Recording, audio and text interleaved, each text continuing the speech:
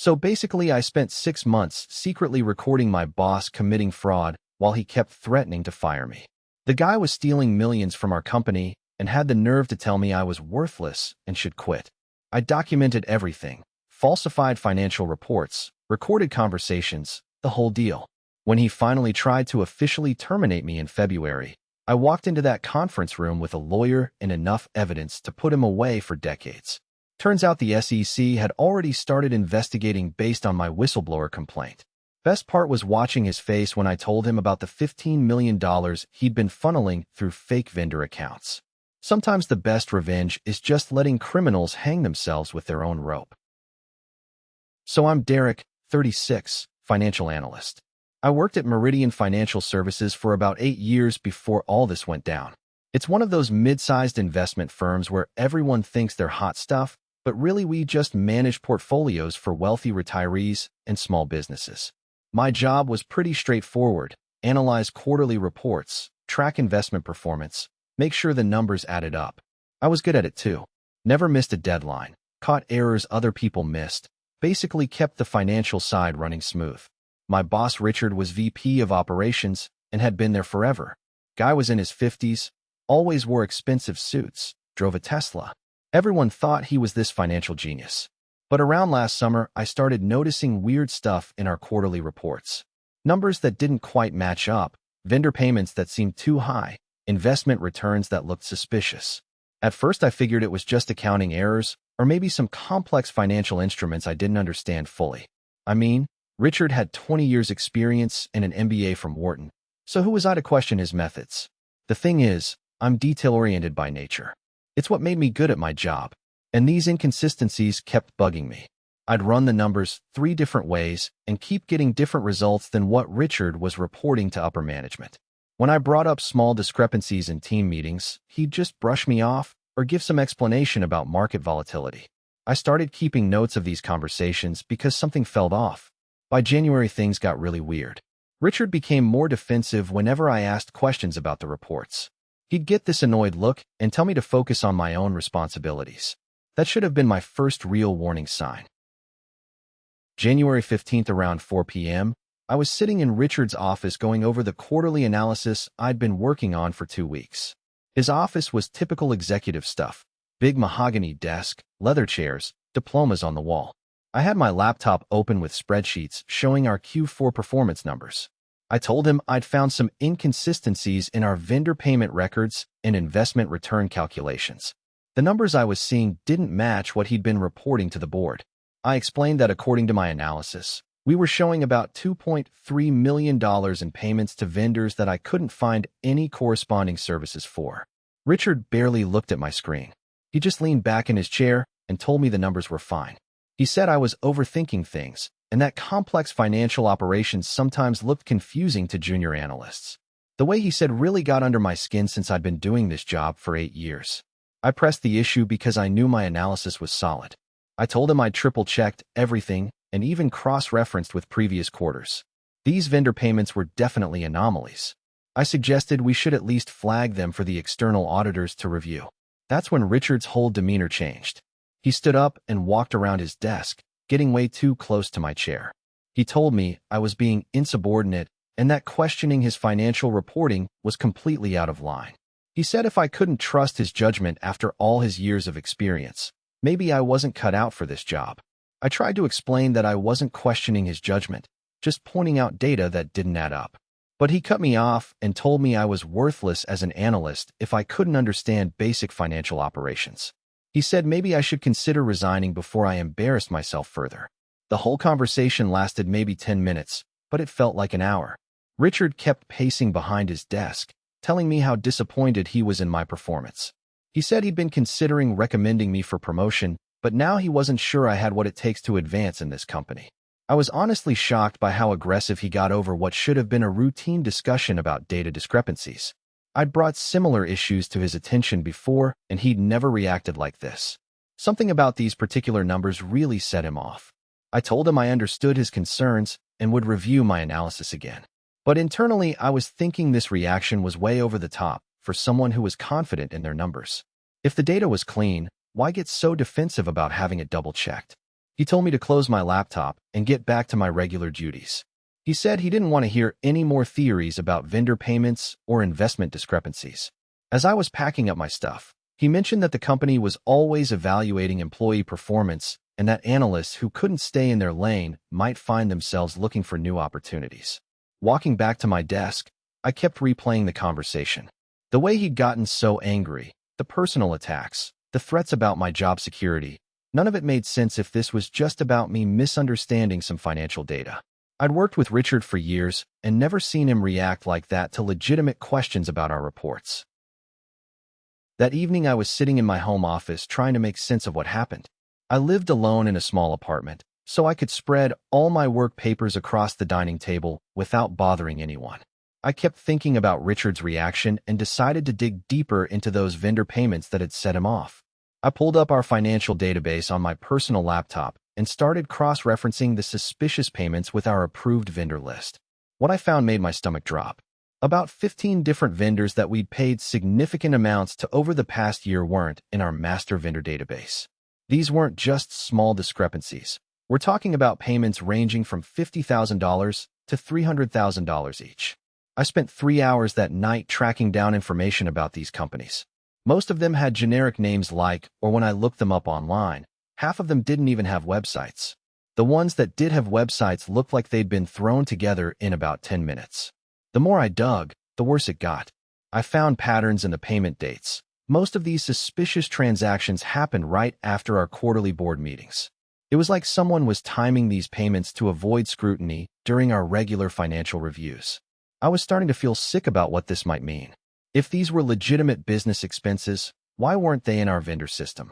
And why did Richard get so defensive when I asked about them? I kept telling myself there had to be a reasonable explanation, but the evidence was pointing in a really dark direction. Around midnight, I decided to look at our investment return reports from the past 2 years. I wanted to see if there were similar patterns in how we were reporting performance to clients versus what the actual market data showed. This took forever because I had to manually compare our reported returns with actual market indices and individual stock performance. What I found kept me up until 3 a.m. Our reported returns were consistently about 2 to 3% higher than what the actual investments should have generated. Over 2 years, that added up to millions of dollars in phantom returns that we were claiming but couldn't have actually earned. I sat there staring at my laptop screen, realizing I might be looking at evidence of systematic fraud. Someone was creating fake vendors to siphon money out of the company and inflating investment returns to hide the losses. And based on Richard's reaction that afternoon, he was either involved or trying to cover it up. The scary part was thinking about what this meant for my career. If I was right about the fraud, reporting it could destroy the company and cost hundreds of people their jobs. If I was wrong, I'd probably get fired for making false accusations against a VP. Either way, my career in finance was probably over. But I couldn't just ignore what I'd found. We were talking about potentially millions of dollars being stolen from client accounts and company funds. People trusted us with their retirement savings and college funds for their kids. If someone was stealing that money, I had a responsibility to do something about it. I decided I needed more evidence before I could take this to anyone. Spreadsheet analysis was one thing, but I needed proof of intent and knowledge of wrongdoing. That meant I was going to have to start documenting conversations and gathering more concrete evidence of who was involved and how the scheme worked. Over the next 2 weeks, I became basically a secret agent in my own office. I started carrying a small digital recorder in my shirt pocket whenever I had meetings with Richard or other executives. I know recording conversations without consent is legally tricky, but I figured if I was documenting criminal activity, the evidence would be valuable regardless. The first few days were terrifying. Every time someone walked past my desk, I was convinced they knew what I was doing. I kept expecting Richard to call me into his office and confront me about investigating the financial records. But nobody seemed to notice I was acting any different. I got my first real breakthrough on January 22nd during a budget meeting. Richard was there along with 2 other VPs and our CFO, Margaret. They were discussing Q1 projections and how to handle some upcoming client presentations. I had the recorder running in my pocket while I took notes like normal. About halfway through the meeting, Margaret mentioned that they needed to be careful about the timing of certain vendor payments in Q1 to avoid raising questions during the annual audit. Richard immediately jumped in, and said they should discuss those details offline after the meeting. The way they looked at each other when he said it made it clear they were talking about something they didn't want documented in official meeting minutes. After the formal meeting ended, I pretended to pack up my stuff slowly while Richard, Margaret, and VP of Sales Tom stayed behind. They thought I'd left, but I was still in the hallway outside the conference room. That's when I heard them talking about moving money through the fake vendor accounts before the external auditors started their review in March. Margaret was worried about the paper trail and asked if they should reduce the payment amounts to stay under the radar. Richard told her they couldn't afford to scale back now because they needed to cover the investment losses from Q4. Tom suggested creating a few more shell companies to spread the risk across more vendors. I stood in that hallway for about 10 minutes listening to them plan how to steal more money and cover their tracks. They were talking about it like it was just another business problem to solve.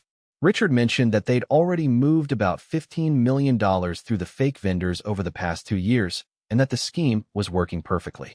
The most chilling part was when Margaret asked what they should do about me since I'd been asking questions about the vendor payments. Richard told her I was just a junior analyst who didn't understand complex financial operations. But then Tom suggested they should consider transferring me to a different department or finding a reason to let me go before I caused problems. Over the next week, I recorded 3 more conversations where they discussed the fraud scheme. I learned that they'd been using the fake vendors to siphon money from client investment accounts and company operating funds. They'd then use falsified investment reports to hide the missing money by claiming higher returns than they'd actually earned. The scheme was incredibly sophisticated. They had multiple shell companies set up in different states, fake invoices for consulting services that never happened, and a whole system for moving money around to avoid detection. Richard had been the mastermind, but Margaret and Tom were both fully involved in planning and executing the fraud. By February 1st, I had almost 6 hours of recorded conversations documenting their criminal activity. I also had copies of the falsified financial reports with my analysis showing the discrepancies. The evidence was overwhelming. They were stealing millions of dollars from clients and the company. But I was also getting paranoid about being caught. Richard had started giving me weird looks during meetings, and Margaret seemed suspicious whenever I asked routine questions about financial data. I got the feeling they were starting to wonder if I knew more than I was letting on. The breaking point came when Tom pulled me aside after a team meeting and asked if I was happy with my current responsibilities. He said the company was always looking for ways to help employees find roles that better match their skills and interests. It sounded like a friendly conversation, but I could tell he was fishing to see if I was planning to leave voluntarily. I realized I was running out of time. If they decided I was a threat, they'd find a way to get rid of me before I could expose the fraud. I needed to take what I'd gathered to someone who could protect me and stop the scheme before they destroyed more evidence or hurt more clients. February 1st, I was sitting in the office of Sarah Chun, a whistleblower attorney I'd found through online research. Her office was in downtown, about 20 minutes from my workplace. I'd taken a long lunch and told my team I had a dentist appointment. Sarah specialized in financial fraud cases and had experience with SEC whistleblower complaints. I'd read about some of her previous cases online and figured she'd be able to tell me if what I'd found was actually criminal or just unethical business practices. I spread all my evidence across her conference table, printed copies of the falsified financial reports, my analysis showing the discrepancies, and transcripts I'd made of the recorded conversations. I also brought the digital recorder with the actual audio files of Richard, Margaret, and Tom discussing the fraud scheme. Sarah spent about an hour reviewing everything while I sat there trying not to have a panic attack. This was the point of no return. Once I officially reported this fraud, there was no going back to my normal job and pretending nothing happened. My career in finance was probably over regardless of how this played out. She finally looked up from the documents and told me this was one of the clearest cases of securities fraud she'd seen in years. The evidence showed systematic theft from client accounts, falsification of financial reports, and conspiracy to defraud investors. She said the recorded conversations alone were enough to support criminal charges against all 3 executives. But she also warned me about what I was getting into. She explained that whistleblowers often face retaliation, career blacklisting, and years of legal proceedings. Even with strong evidence, fraud cases could take years to resolve, and there was no guarantee I'd be protected from professional consequences. I told her I understood the risks but couldn't ignore what I'd discovered. These people were stealing money from clients who trusted them with their life savings. Some of our clients were elderly retirees who couldn't afford to lose their investment funds. I had to do something even if it meant sacrificing my own career. Sarah explained the process for filing an SEC whistleblower complaint. She said the evidence I'd gathered was substantial enough to trigger a formal investigation. The recorded conversations documenting the conspiracy were particularly valuable because they showed intent and ongoing criminal activity. She also told me about the potential financial rewards for whistleblowers in securities fraud cases. If the SEC recovered money based on my information, I could be eligible for a percentage of the recovered funds. With $15 million in documented fraud, that could be a significant amount. But the money wasn't really my motivation. I just wanted to stop these people from stealing more money and make sure they faced consequences for what they'd done. Sarah said she could file the SEC complaint immediately and also help me document any retaliation I faced at work. The scariest part of the conversation was when she told me I should expect Richard and the others to escalate their efforts to get rid of me once the investigation started. She said fraud perpetrators often become desperate when they sense exposure and might take extreme measures to silence whistleblowers. She advised me to document everything that happened at work from that point forward and to avoid being alone with any of the executives involved in the fraud. She also suggested I should be prepared for the possibility that they might try to frame me for the very crimes they'd committed. By the end of the meeting, we'd decided to file the SEC whistleblower complaint that afternoon. Sarah said the investigation would probably take several months, but the evidence was strong enough that the SEC would likely take action quickly to prevent further fraud. Walking back to my office, I felt like I was walking into enemy territory. Every conversation with Richard or Margaret was now potentially being recorded by federal investigators. Every email and document was potential evidence in a criminal case.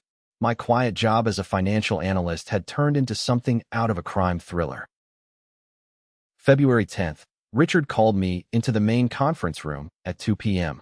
When I walked in, he was sitting at the head of the table with Margaret and Linda from HR. Linda had a folder of papers in front of her, and that official look HR people get when they're about to ruin someone's day.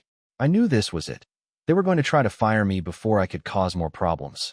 What they didn't know was that Sarah had already filed the SEC complaint, and federal investigators were probably already reviewing my evidence.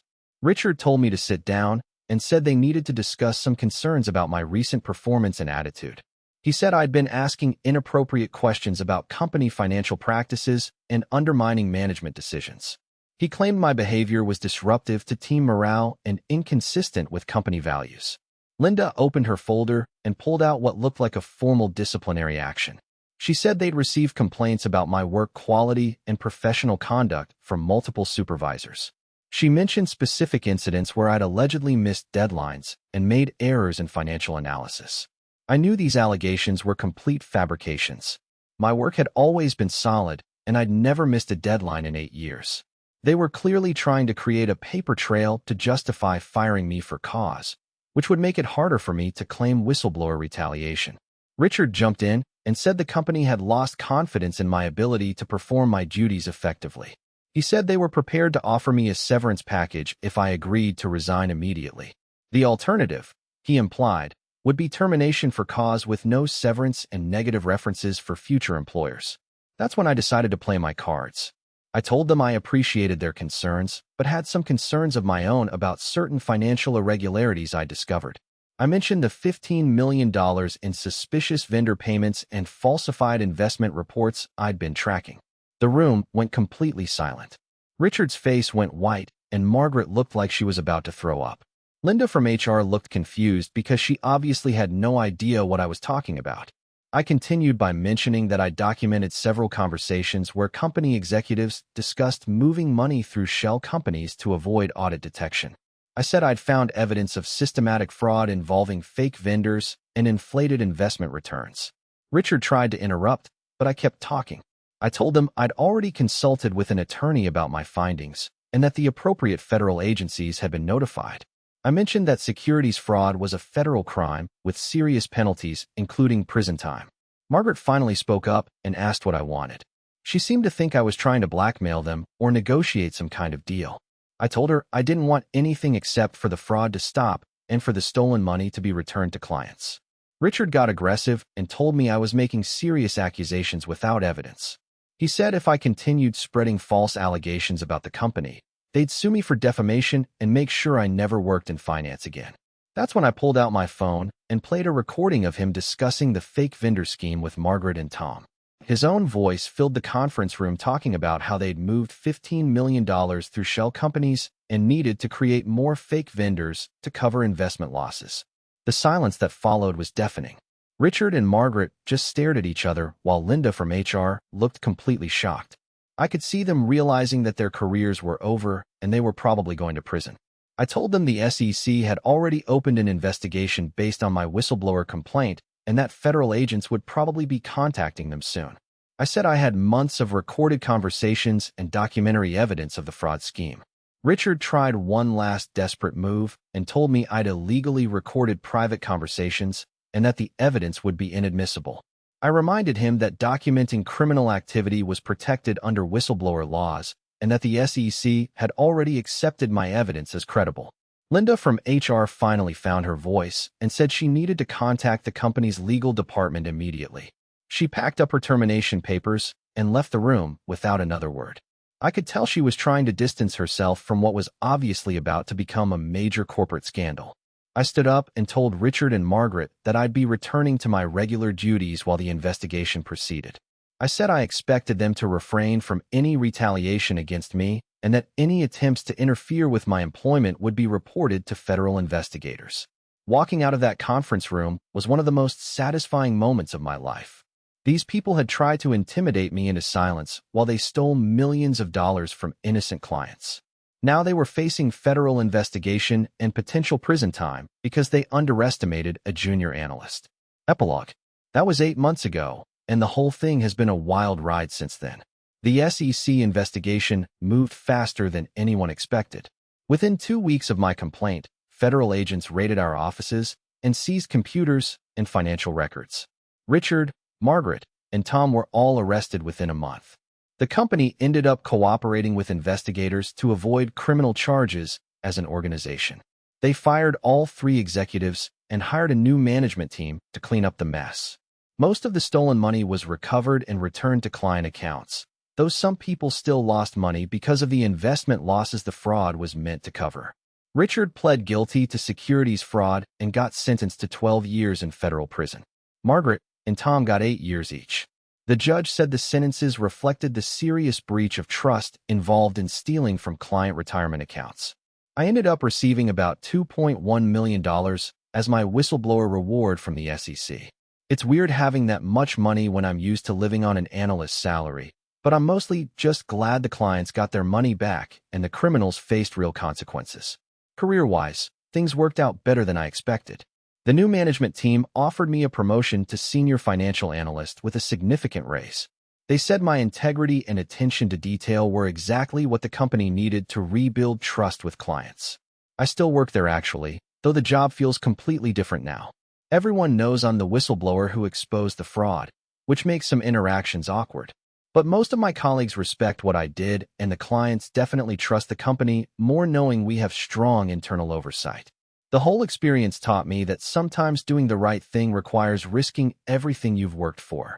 I'm glad I found the courage to speak up when it mattered, even though it was terrifying at the time.